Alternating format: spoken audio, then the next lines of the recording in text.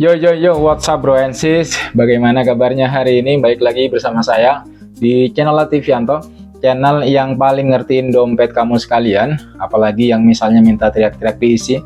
Siapa di sini yang udah capek kerja seperti kuda, tapi hasilnya ya gitu-gitu aja gitu ya? Siapa di sini yang tiap malam scroll sosmed lihat orang pamer mobil baru, misalnya liburan mewah, terus mikir kapan giliran gue gitu kan?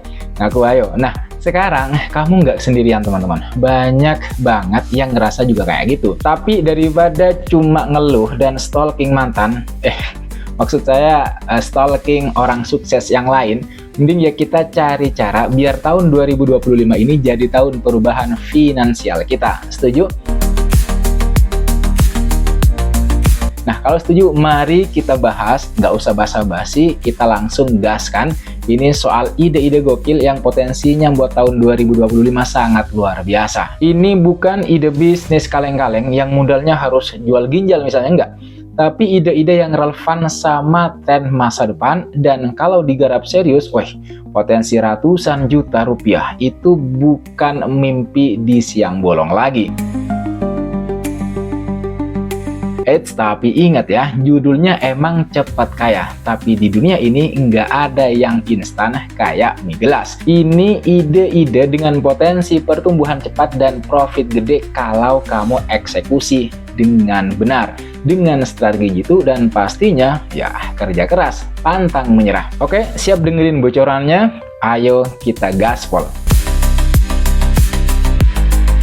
Ide pertama ini mungkin kedengarannya agak high-tech, tapi percayalah, ini ladang emas yang belum banyak digarap dengan serius oleh orang, terutama di segmen UMKM. Apa itu? Jadi konsultan dan implementator AI atau Artificial Intelligence buat UMKM. Gini deh logikanya, semua orang itu ngomongin AI, ChatGPT, Midjourney, bla bla bla dan lain sebagainya.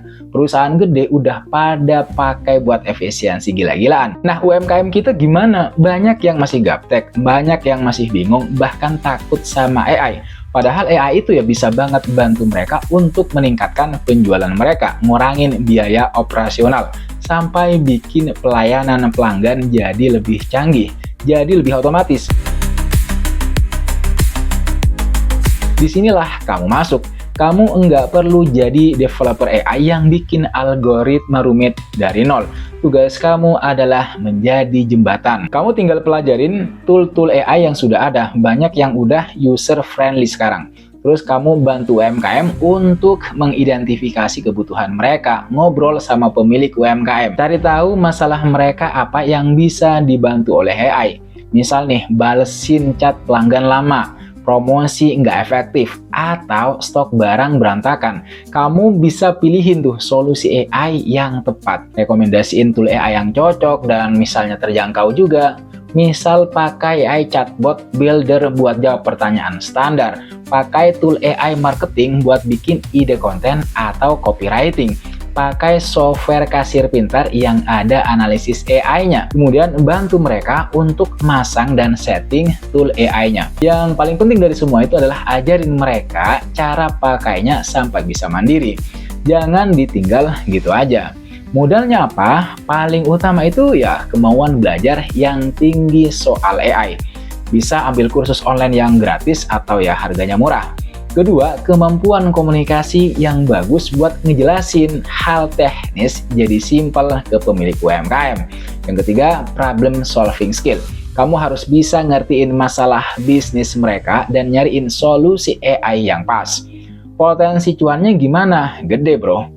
Kamu bisa pasang tarif per proyek, implementasi, atau model retainer bulanan buat maintenance dan konsultasi.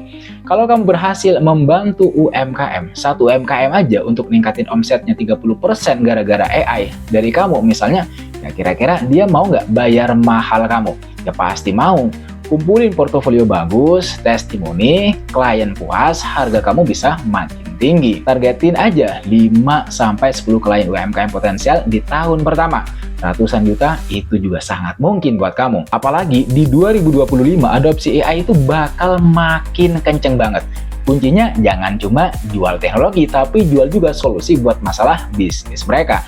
Jadilah pahlawan AI buat UMKM. Ide kedua ini buat kamu yang suka banget sama produk lokal unik dan jago membangun komunitas. Kita geser dikit dari e-commerce biasa.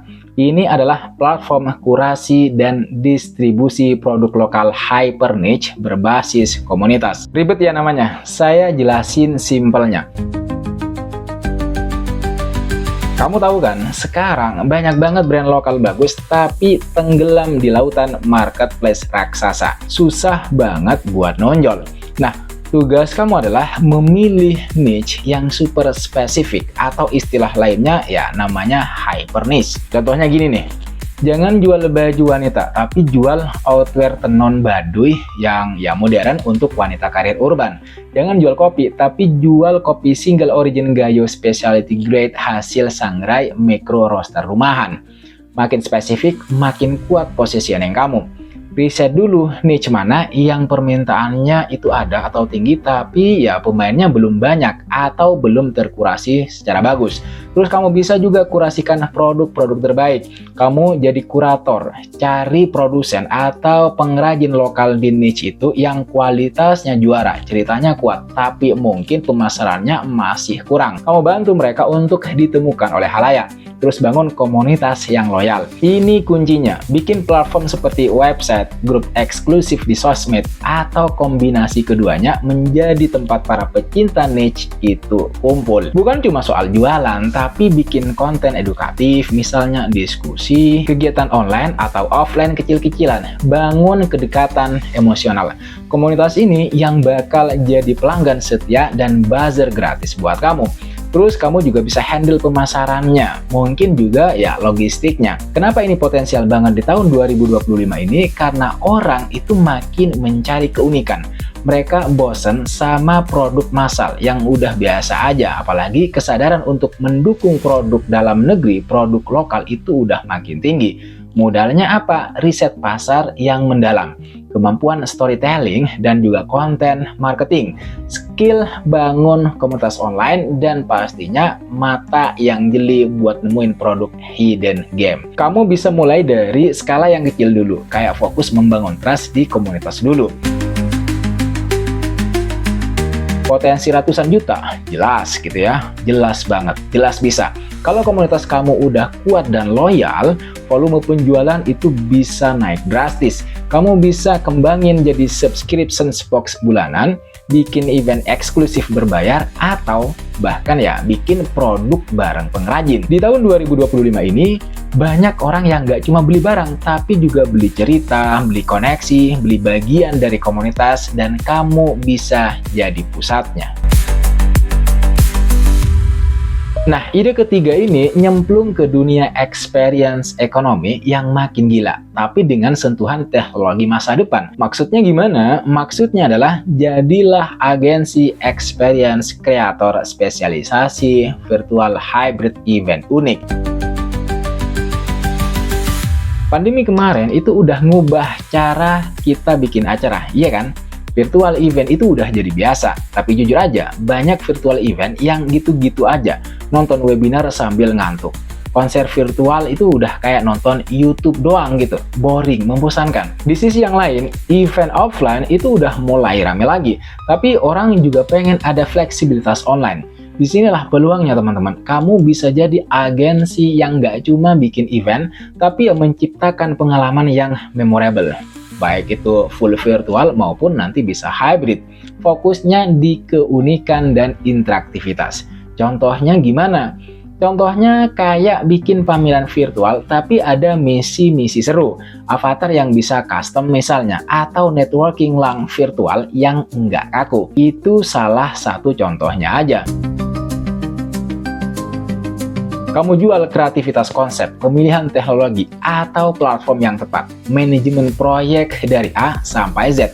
Dan yang paling penting, hasil akhir berupa pengalaman yang bikin peserta itu bilang, wah gila ya, keren banget kegiatannya, keren banget acaranya. Siapa target pasarnya? Banyak perusahaan yang mau gathering karyawan hybrid, brand yang mau launching produk ke audiens luas, komunitas yang mau bikin konferensi internasional virtual, sampai musisi atau artis yang mau bikin konser dengan format baru. Modalnya, kreativitas tanpa batas. update terus soal teknologi event terbaru, skill manajemen proyek yang kuat, dan jaringan ke vendor-vendor pendukung, misalnya platform provider, production house, talent, dan lain sebagainya. Potensi ratusan jutanya gimana? Ini banget ini besar banget. Satu proyek event gede aja itu bisa ngasih profit puluhan sampai ratusan juta.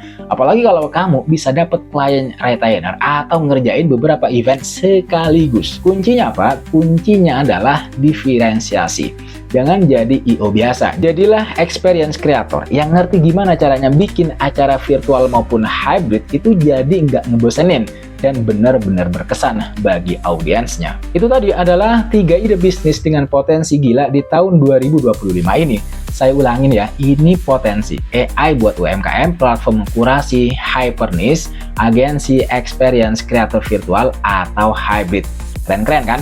Tapi ingat, ini kamu tetap harus riset, belajar, kerja keras, gagal, coba lagi. Ide bagus tanpa eksekusi itu sama dengan nol besar. Dan karena dunia berubah cepat banget, maka kamu harus fleksibel. Saya nggak mau kamu cuma dengerin terus ngimpi doang. Pilih salah satu yang paling klik sama passion dan skill kamu, terus action. Ambil tindakan. Mulai riset lebih dalam, mulai bikin rencana kecil, mulai ngobrol sama orang yang mungkin bisa jadi partner atau mentor. Karena langkah kecil hari ini itu bisa jadi lompatan besar di tahun-tahun mendatang. Jangan takut untuk gagal, anggap aja itu biaya belajar. Yang penting terus gerak, terus belajar, terus improve. Siapa tahu tahun depan atau 2 tahun lagi kamu yang bakal cerita kisah sukses ratusan juta kamu di channel ini atau di tempat lain. Nah, sekarang giliran kamu. Dari 3 ide tadi, mana yang paling bikin kamu gregetan pengen garap dengan sesegera mungkin? Coba tulis di kolom komentar di bawah ya. Atau kamu punya ide bisnis gokil lainnya di tahun 2025 ini. Share dong di kolom komentar, kita diskusi bareng. Oke, segitu dulu dari saya. Terima kasih buat teman-teman yang sudah nonton video ini sampai selesai.